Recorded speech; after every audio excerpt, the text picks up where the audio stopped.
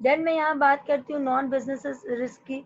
Non business risk are typically outside the control of organization but may impacted on the organisation.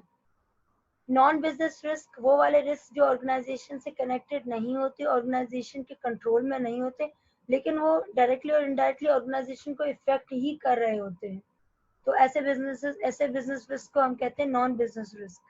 For example, the risk of wider economic changes effect the rate of interest on long term sources of finance. हमने यहाँ पे देखा economic uncertainty आ गई, economic instability आ गई, उसकी वजह से आपके पास प्रॉफिट का जो मार्जिन था वो कम हो गया, और साथ साथ आपके पास जो इंटरेस्ट पे करना था लॉन्ग टर्म लोन से, आपने इंटरेस्ट लेके और आपने बिजनेस कैरी ऑन किया। तो इकोनॉमिक फैक्टर की वजह से ओवरऑल बिजनेस इफेक्ट होते हैं।